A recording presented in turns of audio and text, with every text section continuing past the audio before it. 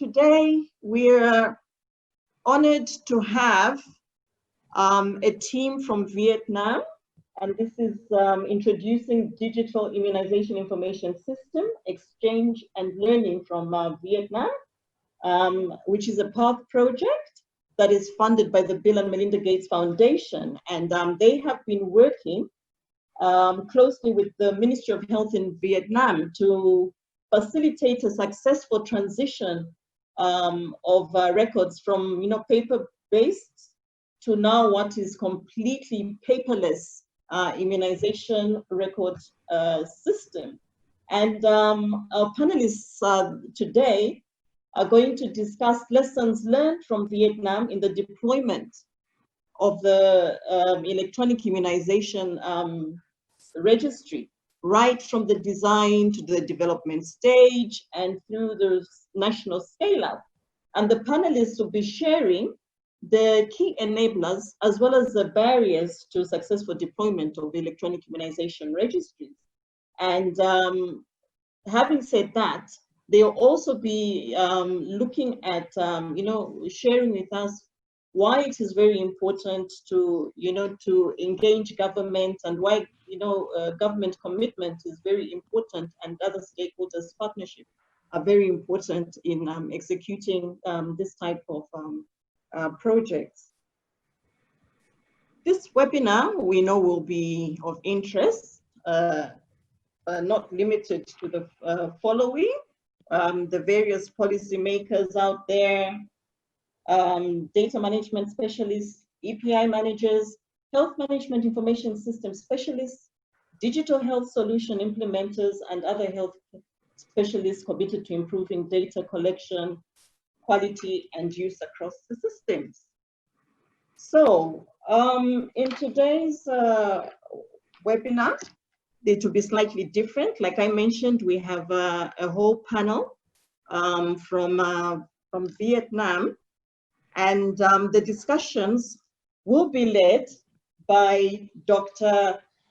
Nguyen Thie Nga from Vietnam country office. That's the PATH country office from Vietnam. She's the country director. So she will lead us through the discussions for this afternoon, and as well as the agenda. But before I invite her to do that, I would like to just share a few webinar housekeeping rules here. So all participants will be muted, just so that we can make sure that the speakers can present without interruption. We will have a question and answer session at the end of the presentation. And then if you've got any burning questions, I mean, we do allow questions to be submitted via the chat box as well. There's a little chat box at the bottom of your screen where you can type in your questions. These will be logged and answered during the question and answer session. Kindly remember that as you do that, type in your name as well as the country where you're connecting from, because what we have here showing is probably just maybe an email or just a nickname or something, but then we'd like to have your name and the country where you're connecting from. And also just to let everyone know, just let the audience know that this webinar is being recorded, and the link to the recording and the presentation slides will be shared by the BID website. So without any further ado, I would like to invite Dr. Nga to share her screen, and maybe you can take the floor and just introduce the panelists to us and walk us through the presentation or through the webinar. Thank you very much. Thank you, Catherine. Hello, everyone. So on behalf of IDEO team, that we would like to give you some brief information on some of lessons learned about the design, development, and deployment of electronic immunization registry in Vietnam. So actually, it is our long-term initiative for almost 10 years, from very small scale as one district, and then go up to the whole province. And then in 2017, we go up to the whole country, nationwide application for this information system. So along with 10 years, that part working very closely with national EPI to develop and pilot and also implement and scale up of this system. So join with us today as panelists, I would like to introduce Dr. Đặng Thanh Huyền, Vice Head of National EPI Office. Also from part side, beside me, we also have Mr. Đào Đình Sáng, Program Officer at Part Vietnam Office, and Ms. Maya Rivera, our Communication Officer from Part Vietnam Office. Next slide, please.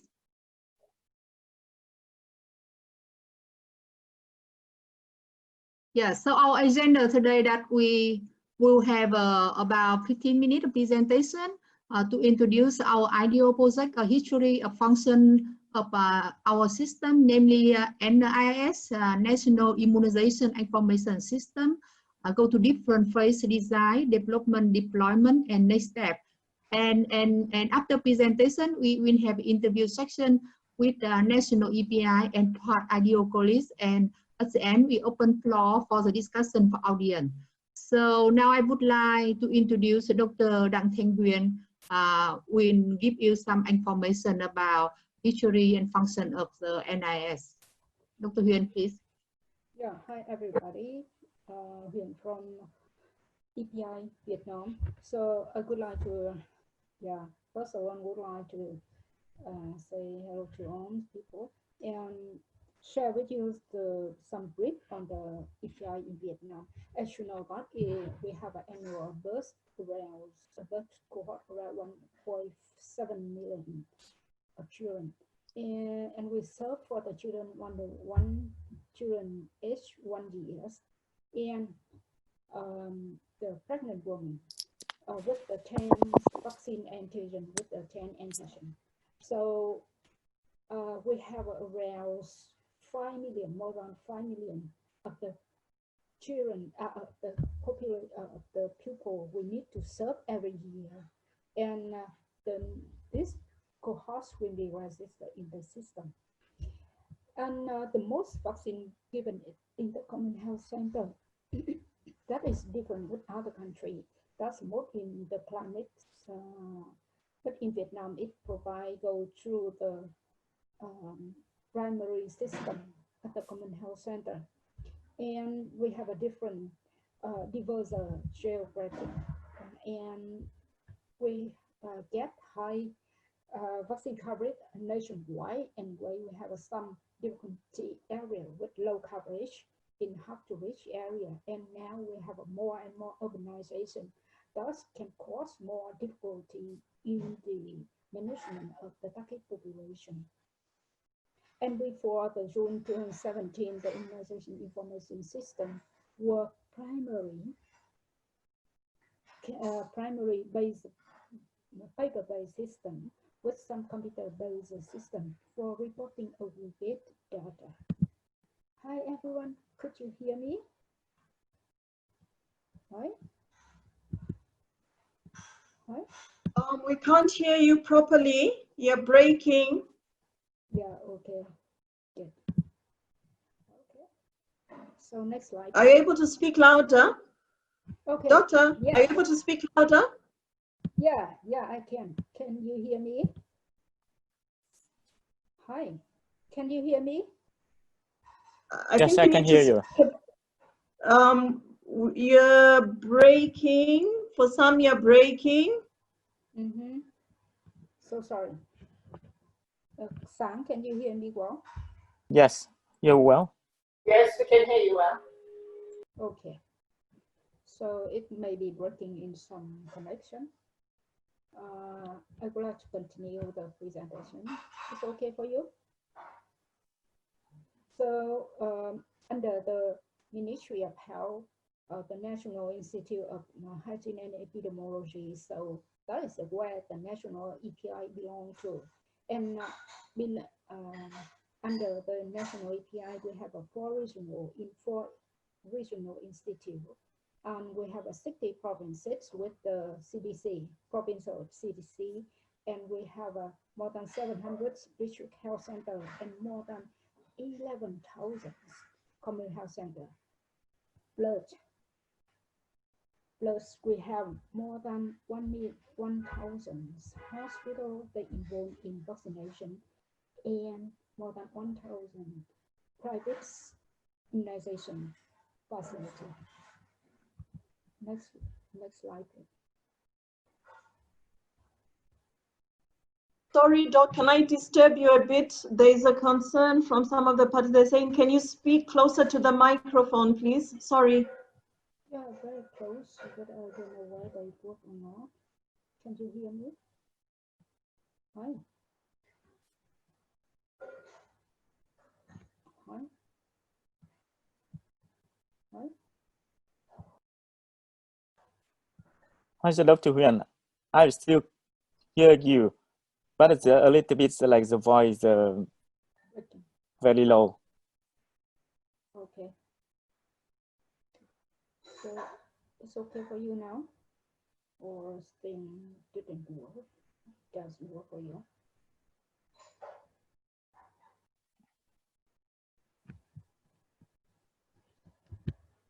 So maybe you should try to speak closer to microphone in your computer and also speak louder. Yeah, okay. Okay. So for the system, we in last 10 years, we almost have a paper-based system where we need to request the province that provide aggregate data and report to the upper level monthly. Based on that, we have aggregate the data to compile data and to make the report at the national, subnational, and province level for the immunization coverage. But since 2012, so we start with the new approach. First, we require them to send electronic aggregate data, and we develop a new software that they works on DOS report. So next slide, please.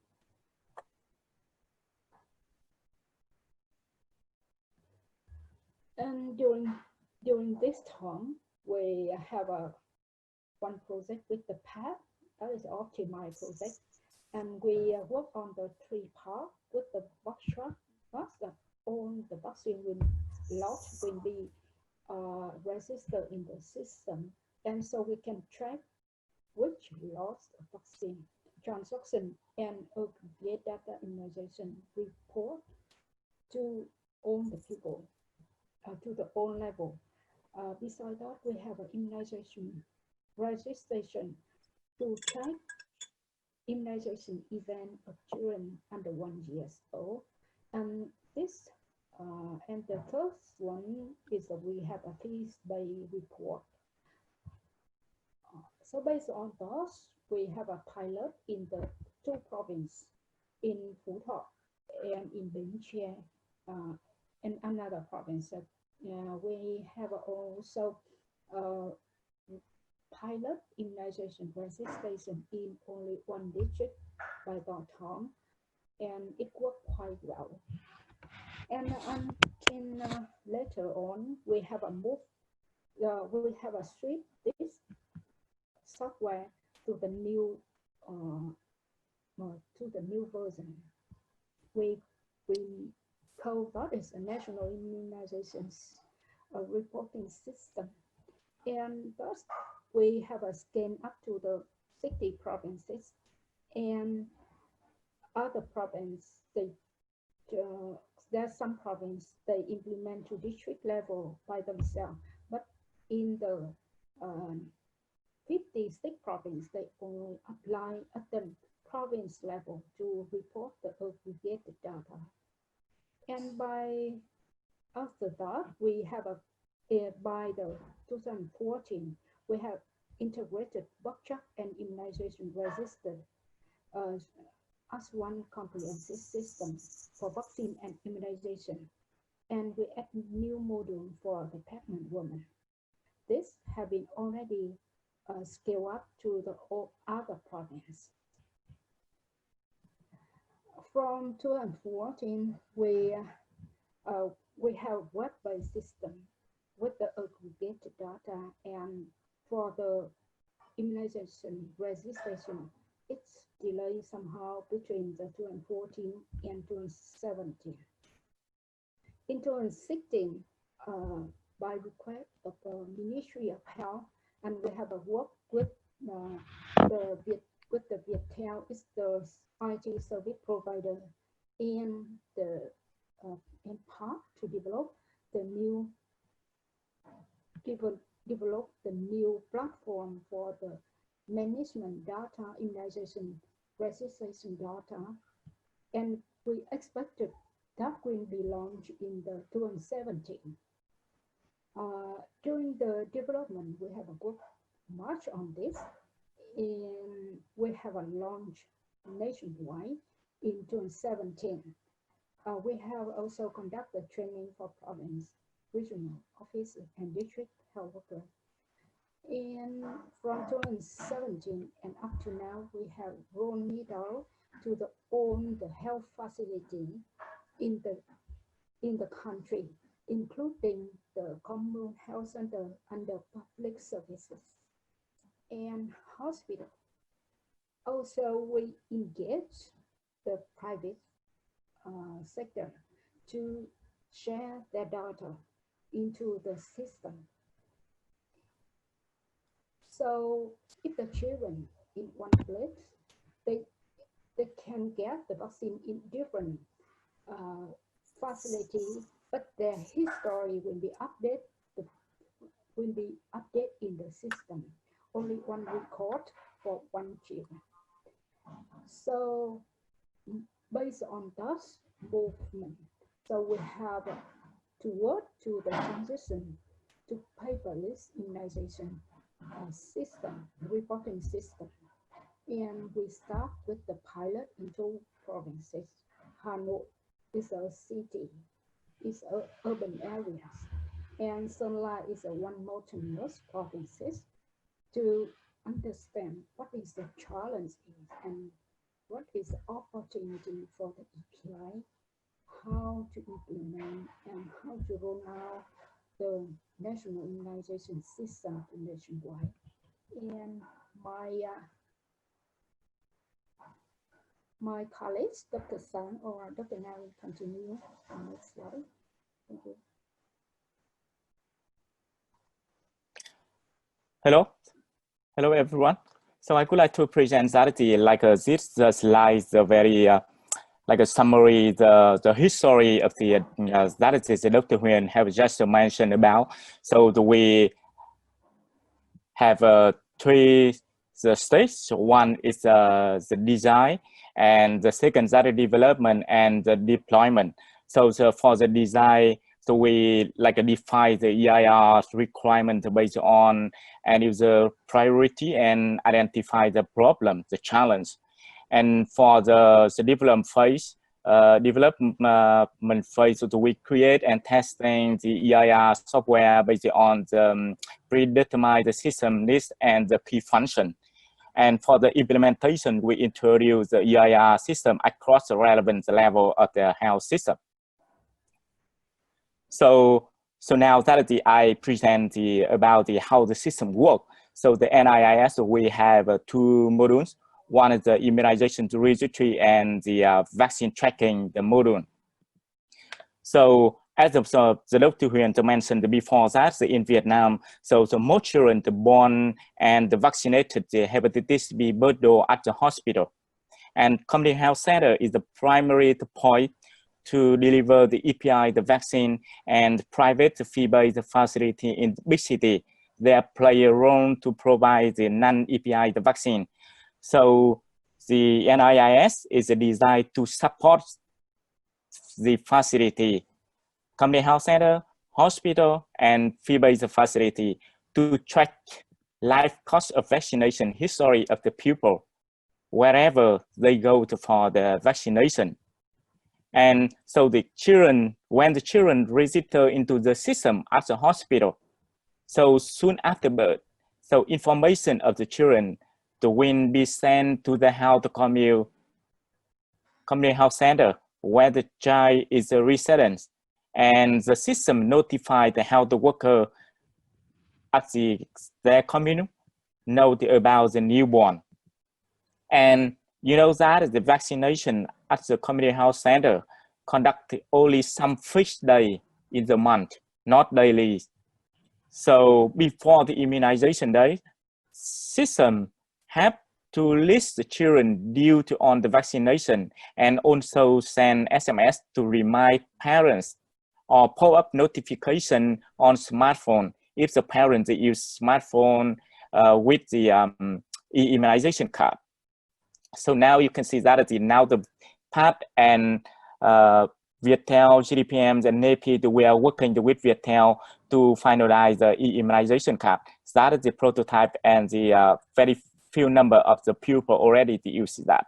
So now we finalize and we win the pilot in 2 provinces in next month. So based on the list of the children due to on the vaccination, so the system is such that number of doses of specific vaccines for the immunization. So from that, the health workers, they can estimate the number of vaccines they need and they order from the higher level.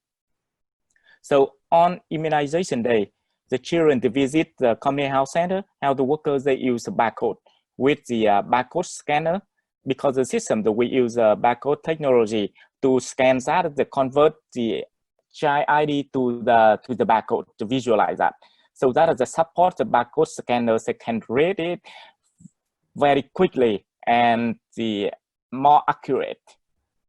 So that is the help the health worker the easy to find a right child to when the child they visit the community health center for the vaccination. So this system also we have the vaccine tracking the module that is the support to track the stock flow from national level down to community level by the lot number. So that is from the national level, you can see that is the balance of the stock by lot number, where and how many in the each commune, each district and province. So that is very good for the planning and for the decisions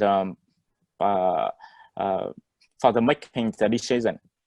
And of course that this system also from the input the data, the system generate report and dashboard to support the manager at higher level for planning, and also the identifying the priority, the gap for the supportive supervision.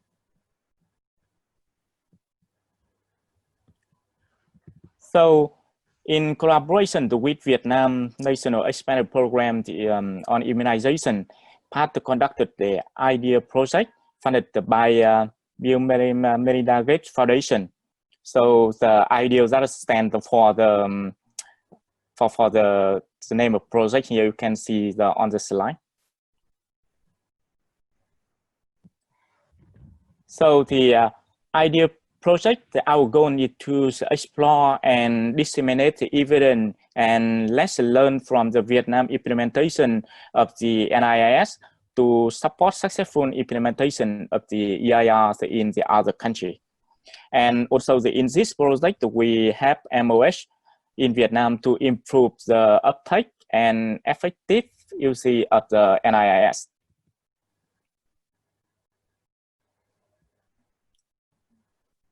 So in this case study, we present Vietnam's experience at each stage of the EIR project implementation. We, as I mentioned, that the for implementation we like from the design and development and implementation, we divide the 2 stages: design, development, and implementation. So at the first stage, the concept conception, planning, and design. The EIR conception, planning, and design phase so should include a landscape or baseline assessment that can help the establish like and also the this is the first step that we conduct the landscape assessment. So in Vietnam, we did a landscape before we design a system.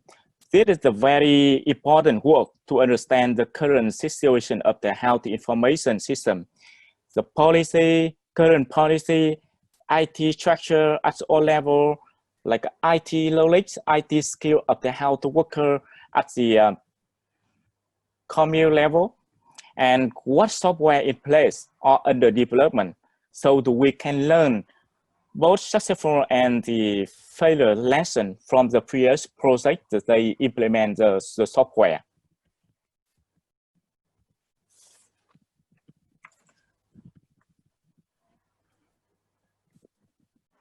So in this stage, a project team that should be established as soon as possible. The team should be diverse in the expertise and skills. Since to develop a sustainable system, you need to involvement of the expertise and the experience in different areas, like in health, in immunization, the data management, research, and IT. So that you should establish, you should form a project team with the different expertise and experience. So in Vietnam, so we form the technical working group. At the beginning of the project. So in the technical working group, we have a representative from the MOH, NAPI, Viettel, and PAT. So the representative from the MOH, they have to coordinate the correction among the own stakeholders, provide the administration support, and push the province implementation and the policy change. For the NAPI role, so they are the immunization the expert. So they act as the technical lead on immunization workflow and develop the user requirement reporting system and reporting the mechanism. So that is the technical from the NAPI. And Viettel, of course, they are responsible for developing and maintain the system. And PAT will provide the technical support and also the advice the own stakeholder. Like we serve as the connection between the immunization, general health, technology sector, because that is like maybe in your country the same. Like the health worker is it's difficult to understand the IT guys said. So that is the part in the middle. We connect them. We translate from the health language to the IT and back from the IT language to the health. And also we facilitate the communication between the technical working group members also. And in first stage, we also perform a cost analysis. So cost analysis can help to plan and estimate the cost for implementation, operation, and maintenance. From the cost analysis, we also estimate the number of the future users. The cost per user to deploy are the very important variable. So the cost per the user depends on the way in which the user will access the system. Like if the health worker use the desktop computer, it's different with the health worker they use the mobile phone or paper. So that is the way they access to the system. So you can estimate the cost. And in 2015.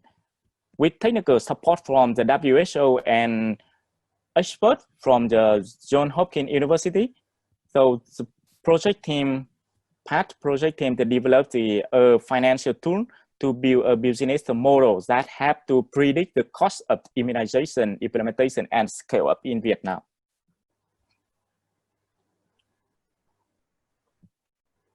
Stick to development of the software. According to the global guidelines and our experience in Vietnam, the development phase should be divided into 3 standard steps: defining the requirements, mapping to standard, and testing. For the define the requirements, the system requirements are developed based on the end user needs, have to identify the many critical data related challenges within the paper-based system. From findings of the landscape assessment, the challenge need to be solved through the development of the EIR. The challenge were translated into the system requirement to inform the development of the software in Vietnam.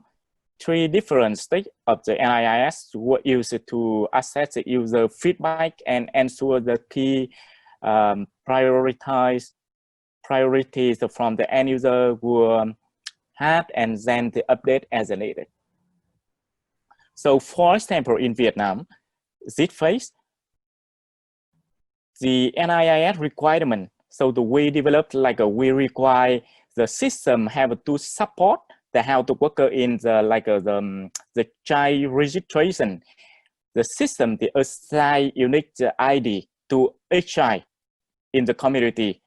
And also that we collect all the demographic information of the child, information of the caregiver, and telephone number, immunization registry place, name, address, date of birth, and the other information. And also the system we request, the system can generate the barcode for the ID.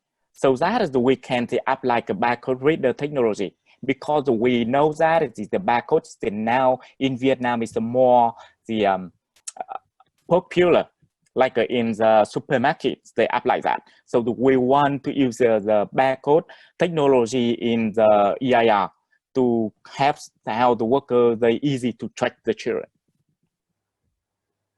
And also we require the system like a send SMS reminder. Instead of that, the health worker, they have to go to every household to inform them about the immunization schedule.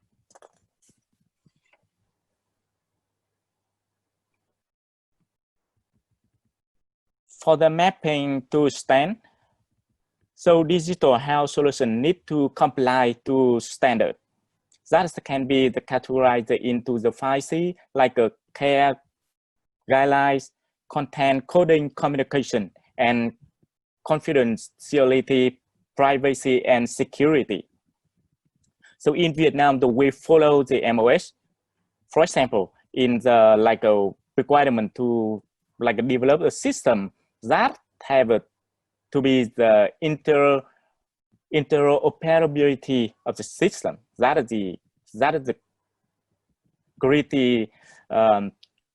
That is very critical. So that in this system, we develop the application program interface. So we call it the API, and the API to follow the MOS standard. We use the HL7 to exchange the data between the NIIS and the other system that the fee-based immunization facility they're using. So with the APIs, we support fee-based immunization facility can exchange the data with the NIIS. And for the for the development phase here, I think that is the testing is very important. So a scalable system should pass many kind of tests, for the different tests, like a case testing, the in-lab, security test, stress test when rolled out in the larger size scale up to ensure that the system will work well and the data is safe and the accuracy. So like for the Vietnam, we have very challenging to deal with the big data, because that we did not anticipate the number of the children, the number of clients registered into the system. So that is like when the system at the with the 10 million the people registered in the system still work well. But after 3 years, the number of clients registered into the system, that is 20 million. So the system, it's hard to query, to aggregate the data from the raw data. It takes a long time. So now we are working with Viettel to optimize the system, to do the balancing, so that they have to support, like the system can support the health worker in the short term. For the last phase, the EIR deployment, implementation. So implementation includes the system rollout, pilot, and human resource and training needed to ensure the sustainability of the system. So in the development phase, so system rollout. So in this phase, we sort of conducted the pilot. So we sort of the pilot system to have, like you pilot the system, have to detect bugs in the system early, and also to understand the accessibility from the end user, and also to find the right approach for the implementation when you scale it up. For example, when we pilot EIR in one district, so end users, they use the mobile phone to enter and track the data. So at the end of the project, we evaluate the acceptability and feasibility of the system. So we know that is very challenging with the health worker, they use the phone, because at that time the computer is not available at every commute. So we use the mobile phone technology to support them to enter data and to manage the children in their commute. But after the pilot, we saw that very challenging. That is very difficult for the older people. They can use the phone, they enter data in the small screen. So before we run out to the entire of the province, so we switch from the mobile phone app to the web-based application for the computer. And we also build the capacity for provincial and the district level health staff to provide the technical support and user, because that is the human resource at national level and part team very limited. So we cannot go to every commune to support them on using the system. So that is why we conducted the training, TOT training, to build capacity for the districts and province health staff. Establishing the health resource, the development function is the more important in the pilot phase. However, during the scale-up phase, the development team will still need to fix the software problem and accommodate requirement not identified during the pilot phase, and even during the maintenance phase, development work may still be necessary because of additional user requirement. So we need to maintain the human resource for the development team. Even that we have the rotation, the staff rotation in turnover in the development team. So that we should document the system requirement, technical specification. We have to we have to document it very detailed, so that for the new guys they come, they can be easy to learn, to familiar with the system. That is from the development team. So for the end user also, that is we should establish the human resource, because that is the turnover rate at the commune is a very very frequent. So that we have to maintain, we make sure that like when the staff, they well known about the system, if they gone, they leave. So we have other staff replace and easy to use the system. So that is for both the development team and also the end users. So we should maintain the human resource to use the system. So in the development phase, implementation phase, so I think that the training is very important. Like with the limited resource, you have to think about the cascade training, like a national level train for province level and the district level. Then after that, they go to provide the training for grassroots level staff. And also that after that, they also can conduct the refreshment training still need to improve the end user knowledge and skill. And also that is like when the system upgrade with the new function. So we need a team by the field to provide technical support, to provide the training, provide refresh training on that. And for the training, so now with limited financial resource and human resource, we're thinking about the e-learning approach. We are working with the partner to develop the e-learning system to support how the workers, they learn the NIIS use, and also they learn about the SOP, how to improve the data quality when they enter into the system, for example. So the e-learning is a very good approach when with limited resources.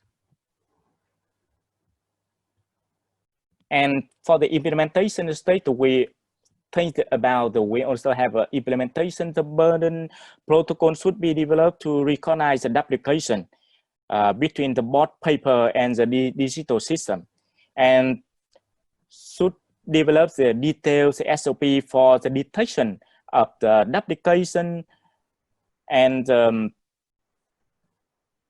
provide the health worker with the clear roles and responsibility for each level staff.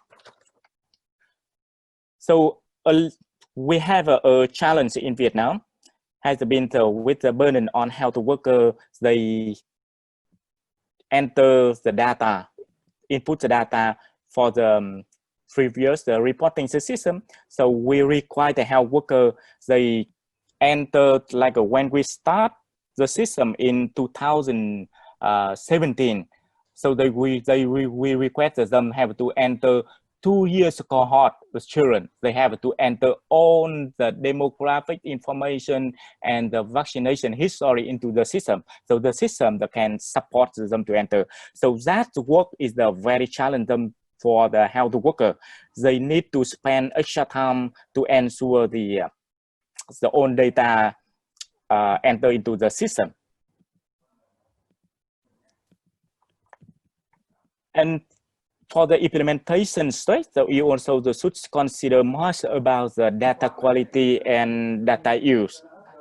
So data quality should be ensured by monitoring and evaluation the activity, routine review, and the data quality check should be conducted regularly to ensure that the own end users enter data into the system. They have to enter data on time, completely and accurately. And in Vietnam, so we have we conduct the readily assessment to have to assess the data quality. In that, we ask the health workers, they conduct the household survey. We compare the vaccinations data in the system with the data recorded in the in immunization card at the household. So we compare, we evaluate the quality of the data in the system. So for the post-deployment use of the system and the continuation to the paperless, So Vietnam, we continue to move forward to a complete paperless immunization record system. And that is very important to continue monitoring user feedback, to collect their feedback so that we can have to improve the system, and also the assess the acceptability of the system. The following factor though should be the continuous analyze, like we have a resistance to change. They don't want to leave like a basis, like a reporting paper. And the workload brought on the by new data entry, necessary time to receive a new vaccine recipient into the system. And you see report by different user profile. And like in low system uptake from the fee-based facility and some very big hospital in big city, and the data quality, the duplication due to lack of the ID, the national ID, and also interoperability with the other system. So we are working with the government to support them to have to make the correction, the NIAS and the fee-based immunization facility to exchange the data. So that is the my presentation. So now that is the like we will have some interview with our colleague. Hi, Sung. I think that we should go ahead and go straight to Q&A just for the sake of time. It sounds like there's quite a lot of questions in the chat feed. So, Catherine, if you wouldn't mind taking over as host or not. Yeah, sure.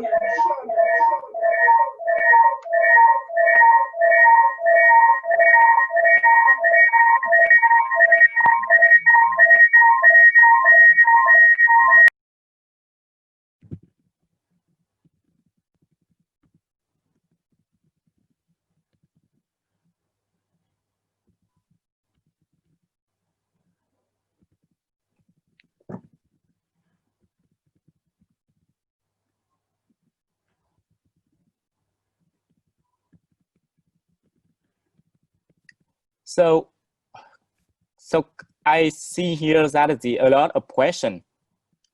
Can you hear? Can you hear me? We hear you, Sung. Go ahead. Okay. So I see here's a question about the challenge of the duplication handle. There is unique ID challenge.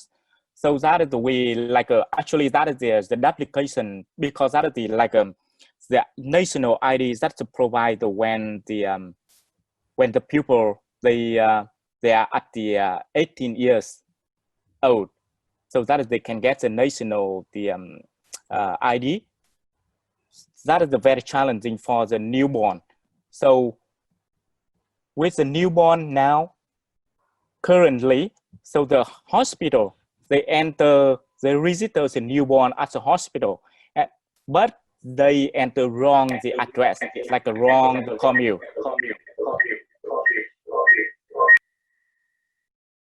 Sorry, I think that you should mute your microphone. So I hear that a lot of echo. Yeah, it's breaking echo. So that is like the duplication, so most in the hospital and in the fee-based facility. So they create the register newborn, but they send the wrong address, wrong to commune. So actually that is the real commune. They don't see the child. And when the child comes for the vaccination, so they register again.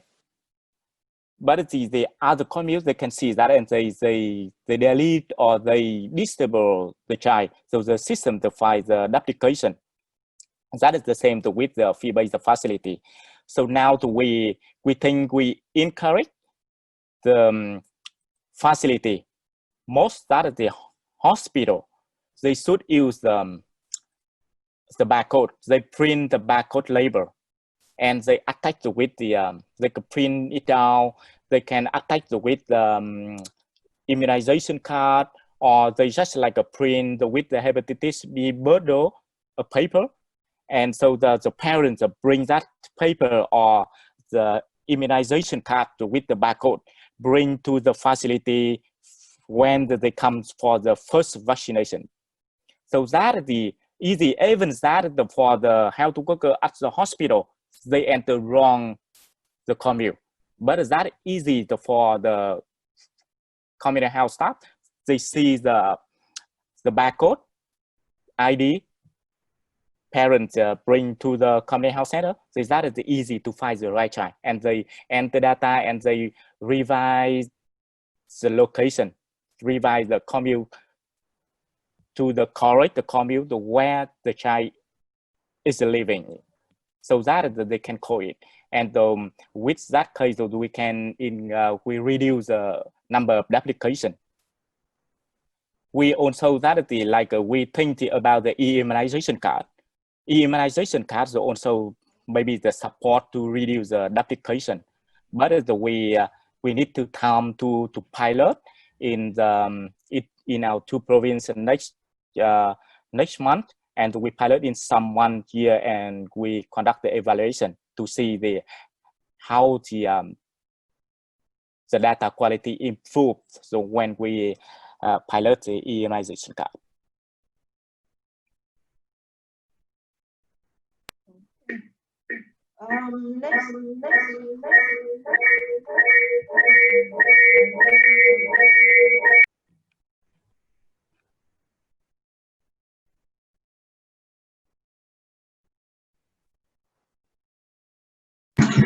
So thanks, Sam. This is Hassan, based in Tanzania. Thank you very much for the nice presentation. I have 2, if not 3 questions, and I really appreciate the fact that you are able to monitor system data quality, and by comparing what is in the system against what is in the home-based record.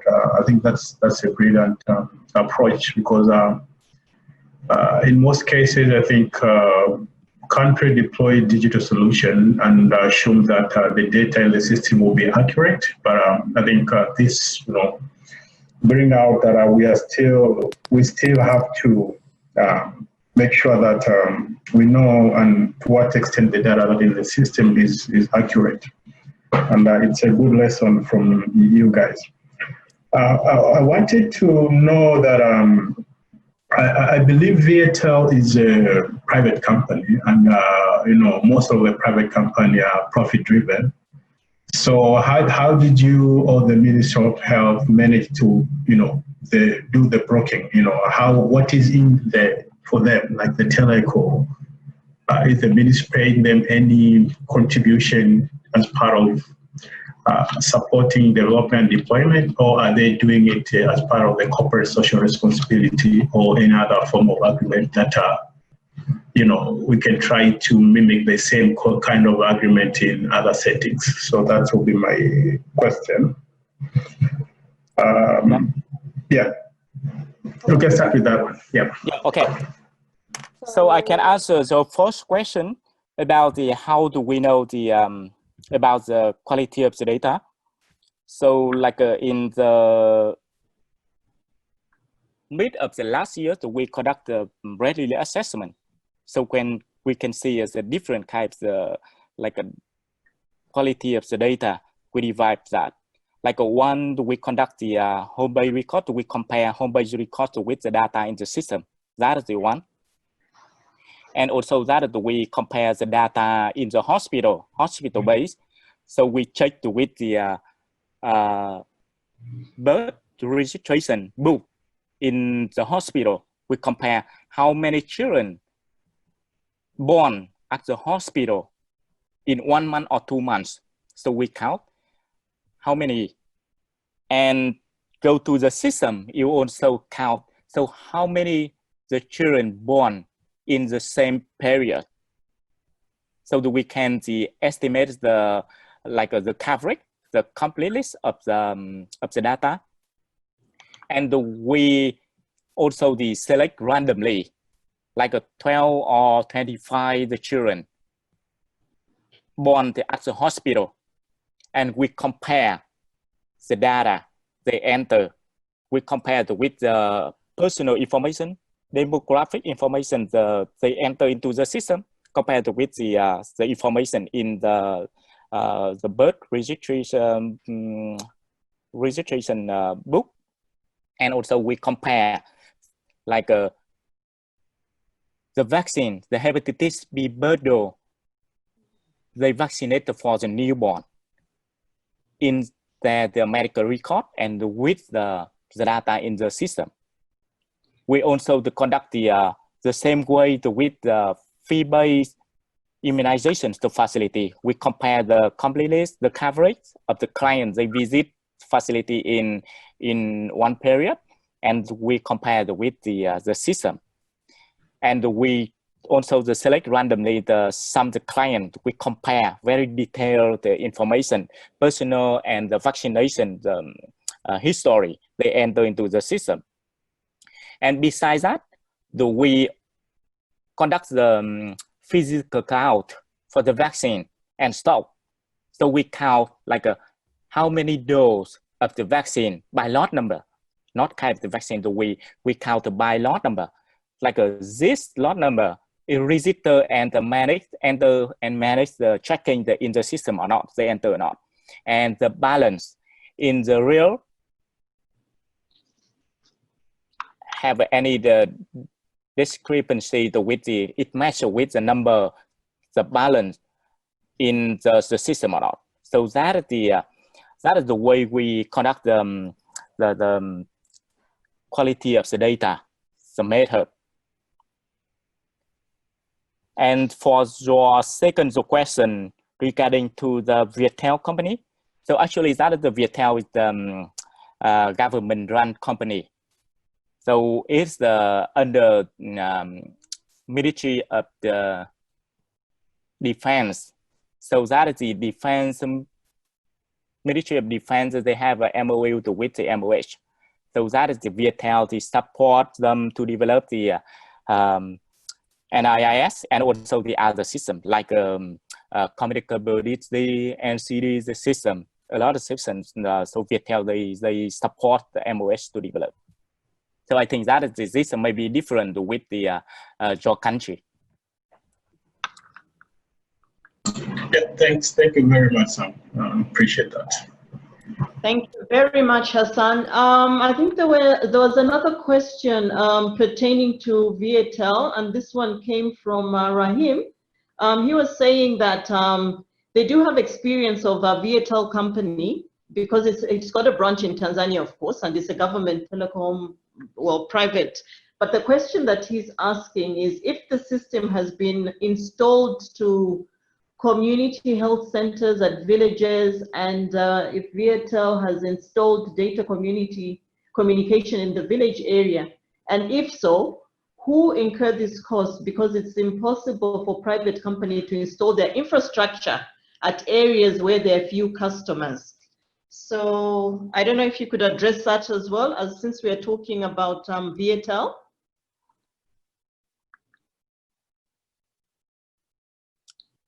Yeah, so I think that is the it's a very difficult question for me.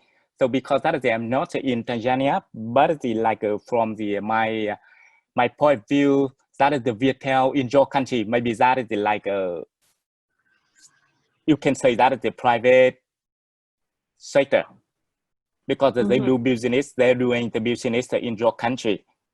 So, but I think that is the best way. So MOH can have a official contract with the Viettel.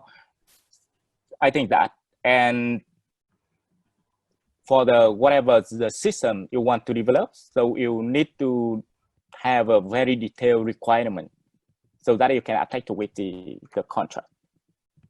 Thank you so much, Sang. And then we can bundle, I think, a number of questions together pertaining to the paperless system. There was a question on what is the coverage for the paperless system? And then there was another question which is asking about what were the challenges that you encountered during the paperless transition and how did you address them?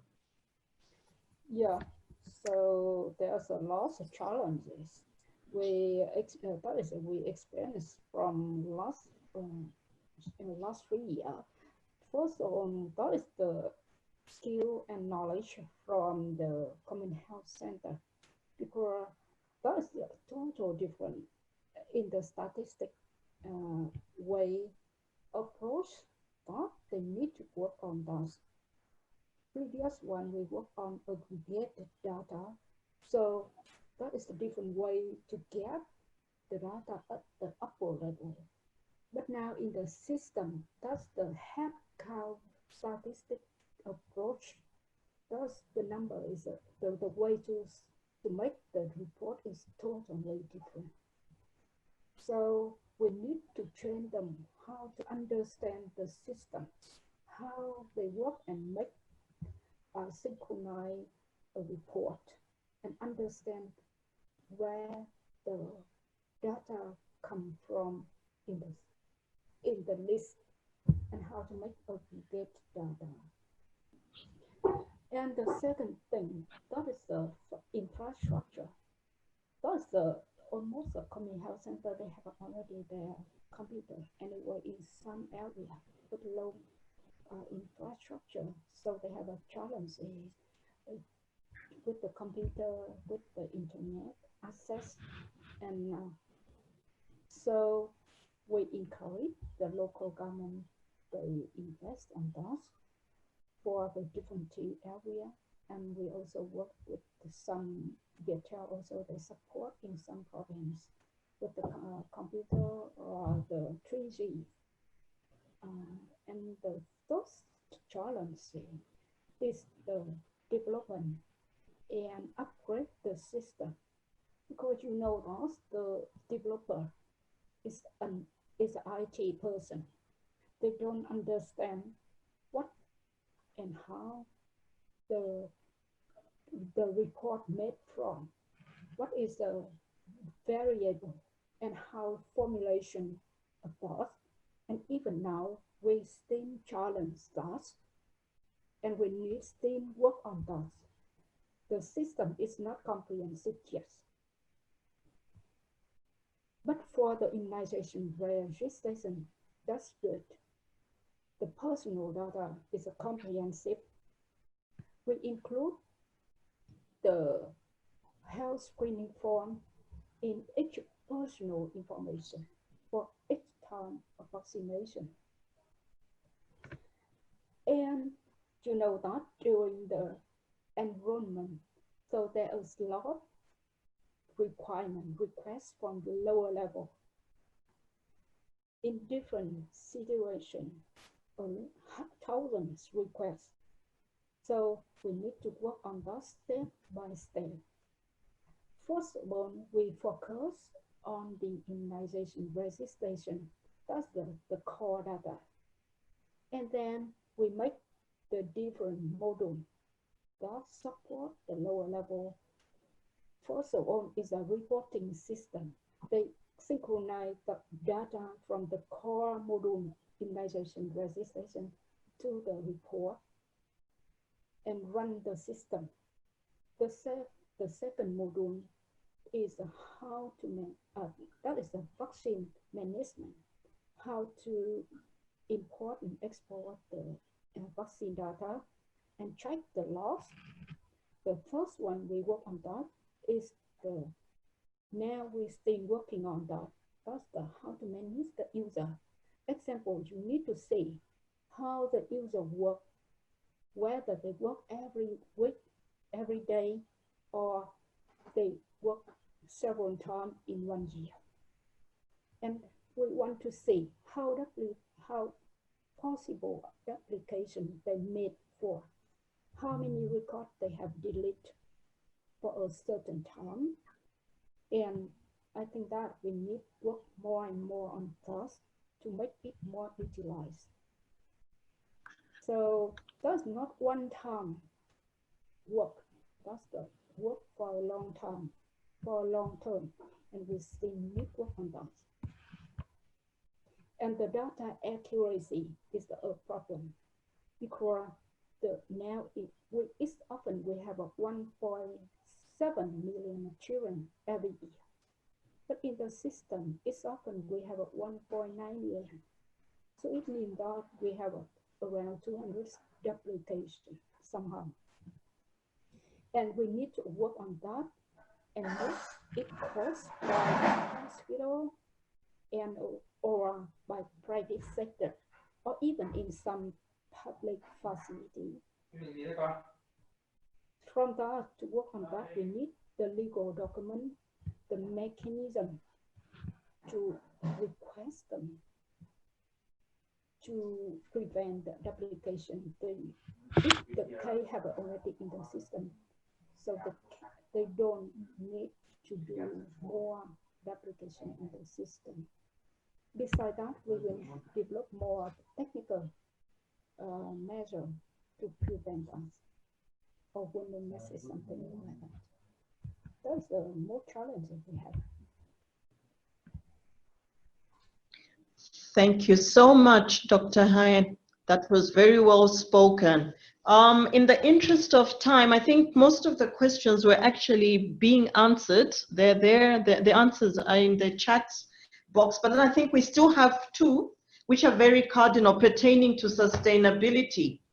There was a question from Rowden Mikisi, Malawi. He's asking if the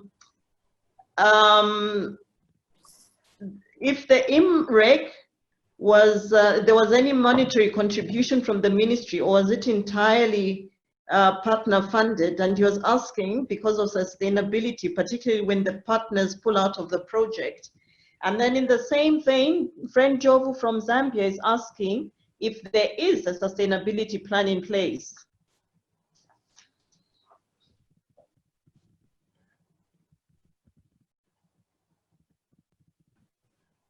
Are we able to take that?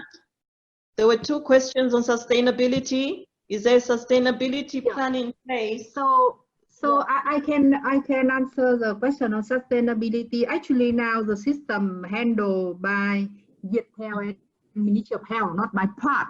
Well, since they go to the national scale, and actually for the national scale, part should provide the technical assistance and some small financial support for TOT training only.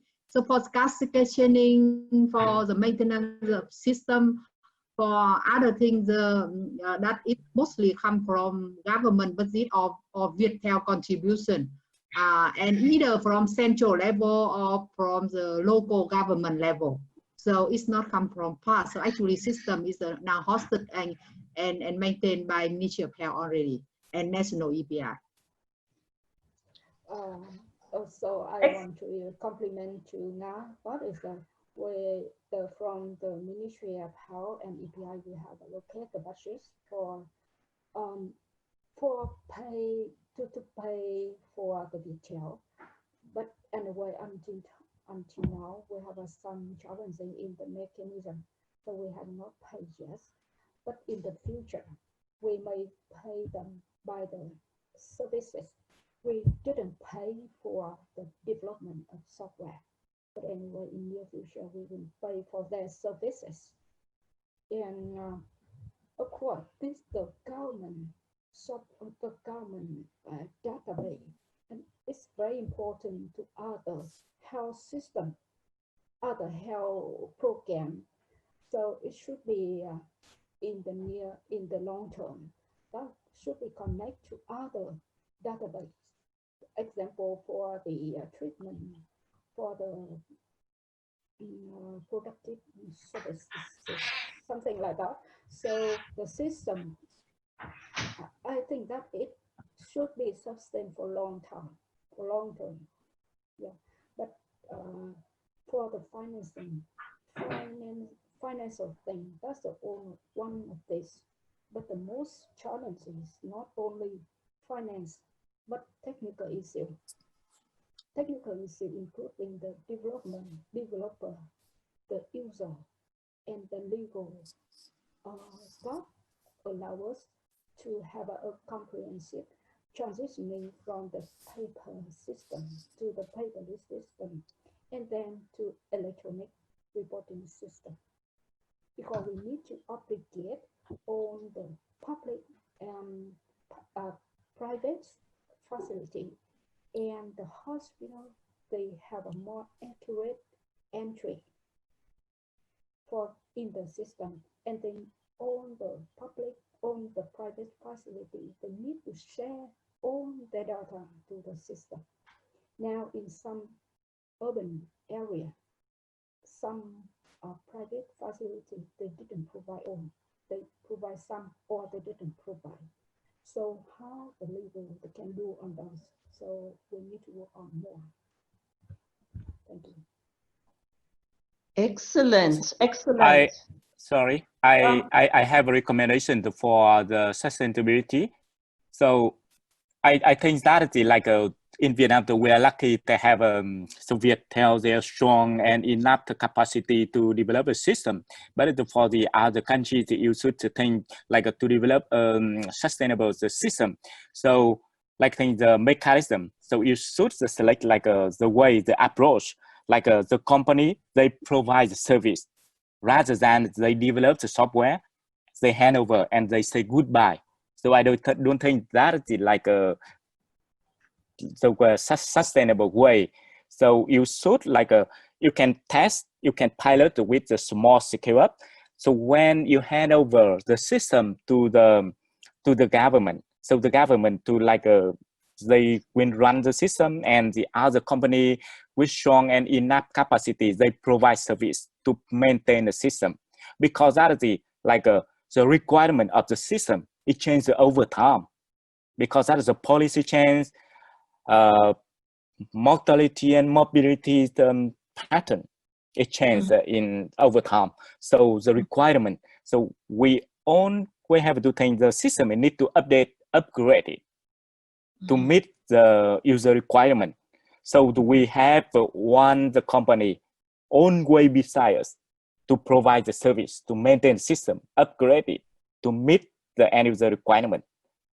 So that is my recommendation. So but in Vietnam, we have Viettel and the government MOS, they work with the Viettel on that. Excellent. We're now talking about issues of partnership, the importance of partnership. Maya. Can I have one more last question? A quick one, Hassan. Yes, so Sang, I think one of the interesting areas I think that Dr. Dan mentioned is around challenging the technical and implementation. So my question is, did the government like develop SOPs or guidelines that could support deployment and maintenance of the NIS? And what are those specific guidelines that might be useful to other countries to consider as part of the designing, development, and deployment of the electronic solution? Over. Okay. Sure. So I think that we have a different slide. One from the different development, the team like from the Viettel side. So they have their own SOP to maintain the system, like the backup SOP, security data, for example, they have a SOP. So like when they release a new update version, so they have to pass on the criteria and the own SOP in their in their company. For the end user, so the NAPI, the National API, MOH, and the part that we support, we develop the about the 15 SOP for the end user. So, but that is more to guide the end user, the how to like to enter data with the good quality, like to make sure that the data enter into the system is good. And also that is like to support them to follow the SOP, how to use the system for their work. So do we have a totally the 15 SOP for any user at a different level. Thank you. Great, thanks. That's Thank you so much. Thank you. Maya, do you think you still have time? I think you've got 15 minutes to do the second segment. Okay, yes, no problem. Sure. The floor is yours. All right, thank you. So my first question is actually for Path, so for Sung. So in this presentation, we presented 3 different stages from design to deployment of the NIS. Which phase do you think is key for other organizations and countries to prioritize when they want to develop and implement a sustainable and scalable system like the NIS? Oh yeah, thank you. I think this is the question very very comprehensive the question. So we have a 3 stages and other that we have a sub stage. So I don't think that we we cannot wait. So which phase is more important than the other? So each stage they play their role. So the importance though I think that is the equal. But I just just emphasize for the first stage for the desire system, when you make the concept of the system. So before that, you should conduct the landscape assessment. So landscape assessment is very important. So can you hear me? Yep. Yes. Thank you. That's great. And so that is from the landscape assessment, you also know about the IT infrastructure, IT knowledge. So from that, you can make a right decision. When we pilot in the bench in one district, so we go there to conduct the landscape assessment. We see that only some to commute they have a computer and without the internet connection. But they most have a mobile phone. So we think that approach we develop the mobile phone application for them to install in the feature phone, so they can enter data and they familiar with the keyboard of the phone they enter, and the phone also the support to connect with the 3G. At that time, I think that is the GPRS. That is not 3G. So, but it's a support to exchange the data. So, like a landscape assessment to help you a lot to develop the and the requirement and technology selection, so that we can support for the we can have feasibility and accessibility of the houses of how to worker. And for the development requirement, so when for the development, you should develop the very detailed, as much as you can develop that, and you should document the document about the requirement, so that the IT guy, they can understand what you need, and they think about the architecture, about the system, desire system, and also that for the requirement, you should mention about the future, you should estimate number of the children resident to the system, so that they have a plan, they have a strategy, they select the right technology to deal with that. And for the implementation plan, so I think that is you should pilot from small pilot and bigger. So you can to explore from the pilot, you can explore strength and the weakness of the system and what you need to improve. So if you when you have the software, you don't pilot it, you run it out in larger scale. So that is maybe end users blame about the system, and a lot of the end user access to the system at the same time, the system the wing maybe down. So, and also that is for the implementation, you should think about building the capacity for the health worker at the province or district level, so they can maintain, they can provide technical support and provide the fresh training, refresh training for the end user at the grassroots level. So that is the my answer for the very comprehensive question, like which phase is important. So I think that is every phase important. It's a play, it's zero. Yeah. Thank you. And then you did mention challenges in data quality during implementation. What do you think the path of the Vietnam government should do to improve data quality of the system?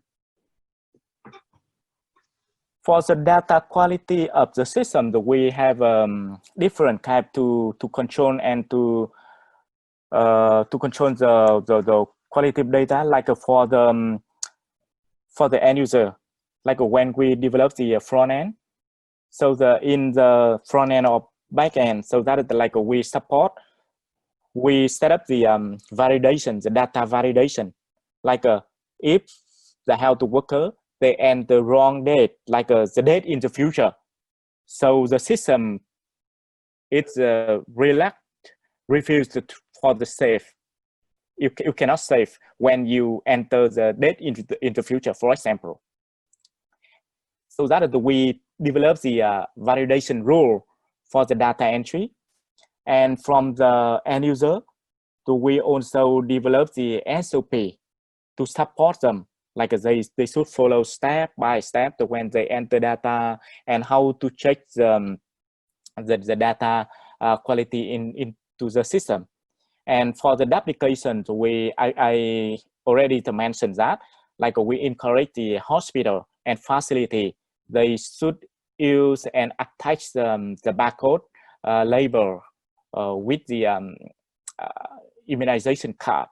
So that is the we can avoid the application, and also that is the easy for the health workers. They find the right child and they update the vaccination data. Thank you. Thank you so much. And then quickly, Dr. Hien, I just have one last question for you to wrap things up. At what point do you think we will know when the system is ready to move to a completely paperless digital system?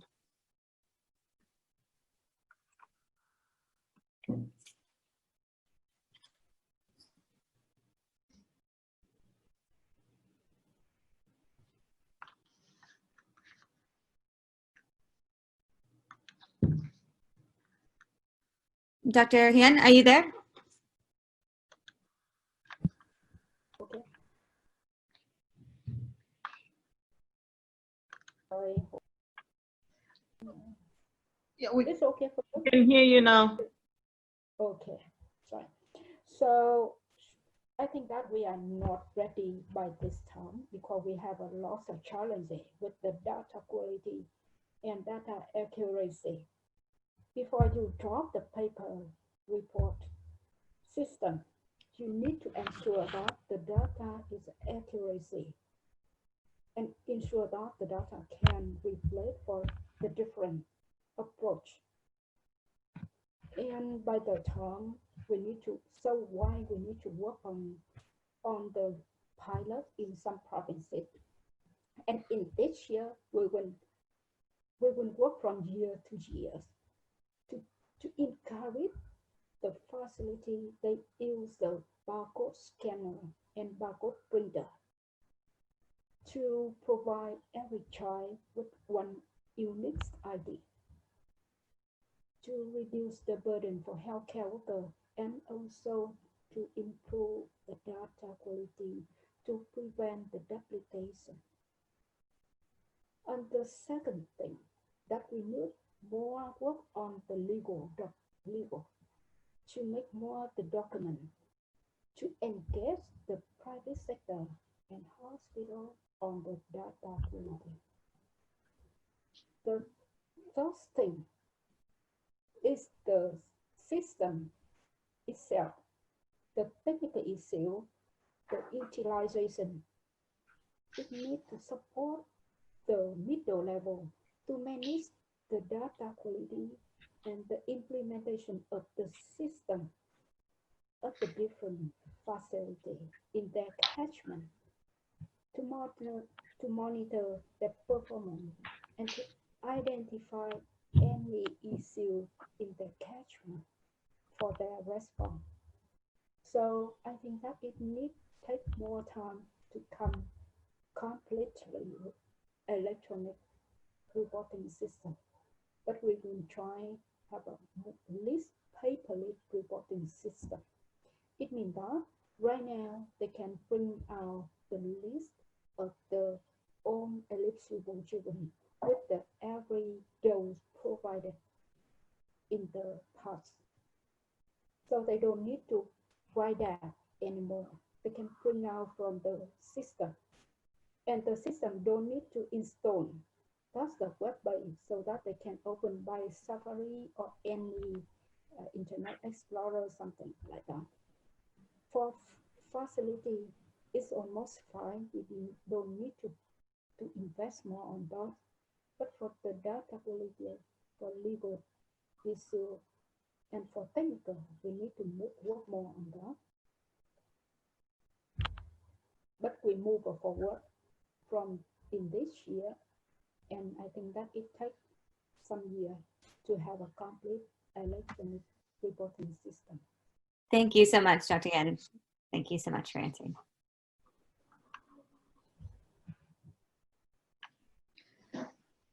Well, thank you very, very much. I don't know if there are any clarifications that anyone would want at this point before we ask the team to wrap up. I have a compliment. I have another recommendation. Those, Yes, ma'am. If the country with the low setting or low resources, you can start with the immunization registration. That's simple. That's more simple for developer. Just collect the data on the immunization registration. But for another function of the system, like a reporting and proxy management, and other function for the middle level, they can develop later. But you need to think about the service provider. They can hold with the big data. Example, in Vietnam, we have more than 20 million of records in the system now. So you can understand, you can imagine how big the server and how the capacity of the service provider they can do with us. And the second thing, when you develop the system, you can design this, you can give the idea for a long term. But you can start with the simple thing first, but request the developer to think how the system, they can add more function in the near future. And also the system can synchronize the data from other database. Example, in Vietnam, we have more than 1 million private sector. They use a different database software. So how to synchronize data from those to our system? So they need to API to synchronize data from those. So at the beginning, when we design the system, we need to think about long-term function. But you can start with developing a very simple thing. That is only immunization registration data. That's it. Thank you. Thank you very much, Dr. Hen. Thank you so much. Sang, will you allow me to share my screen?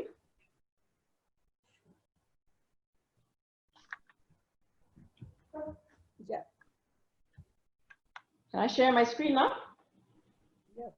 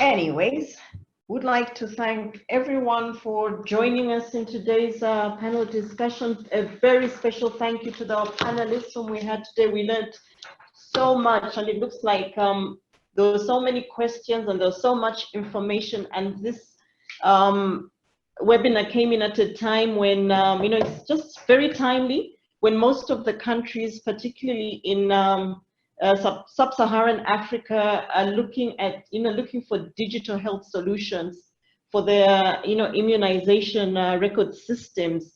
We're sincerely grateful to the Ideal Vietnam team, and a very special thank you to the Ministry of Health of Vietnam for, you know, this very enlightening presentation. We've learned so much from it. For everybody else, thank you so much as well for taking time away from your busy schedules.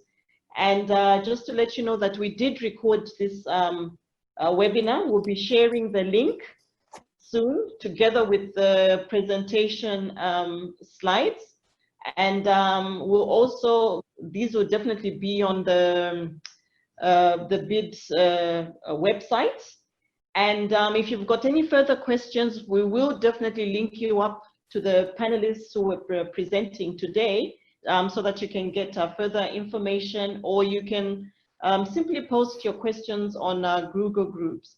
Thank you so much, everyone. So do you have a good, is it a good morning, a good afternoon, and a good evening? Thank you. Until next time. Bye-bye. Thank you. Bye-bye. Thank you. Bye. Bye-bye. Thank you so much. Bye.